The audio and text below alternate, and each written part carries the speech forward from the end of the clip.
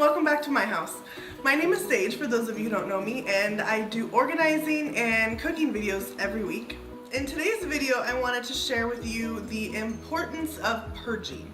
And if you don't know what purging is, it is just a fancy word for chucking stuff, for just getting rid of throwing it away. The more space that clutter takes up in your home, the less functionable your home is. So if you take the time to purge the items, to just get rid of the stuff that you don't use every day, and you don't love, you don't need, you don't, you know you're not going to need, or you haven't used in like a year, if you just get rid of those items, then your house is going to have more space to create and organize systems that helps your home work for you.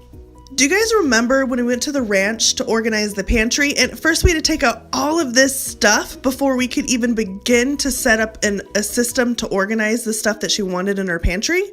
The clutter in your home is taking up valuable real estate in your home, as they say.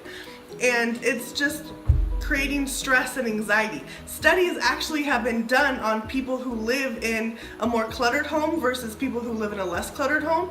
And do you know that your stress levels are higher if you live in a cluttered home?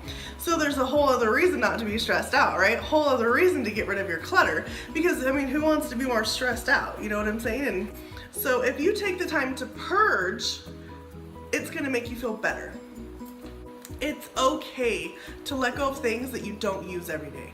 If it's not functioning in your home, if it's not making your home a better space, a more functional space for you, then you don't need it in your home. Let go of it. Yeah, you may need it one day, but how many years before you do need it? And is it gonna be any good by the time you need it? Are you gonna be able to find it once you do need it? Purging is clutter's enemy. It's its worst enemy. Be brutal with your purging. If you don't use it, you don't need it. And you know what? You're probably gonna be just fine without it. Like, take this dog treat. Yeah, I spent money on it, but Daisy's never gonna eat it. All I do is push it around before I vacuum, so it's gonna go. One of the things that I see a lot of YouTubers do is create a box where they put all the items that they're not sure that they want to get rid of in a box, and they write a date on it, like a date 6 months from now or a year from now. And they store it somewhere in their home or inside their garage that's easy to access.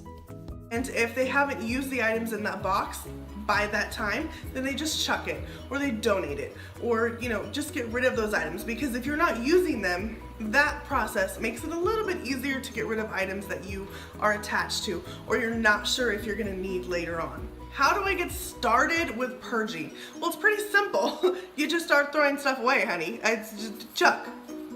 Oh, I haven't used it? Chuck. I mean, it's pretty simple. One of my favorite YouTubers, Cass from Clutterbug, she has a whole video on just purging stuff, just getting started. And I think it's called like the 21 item toss or something.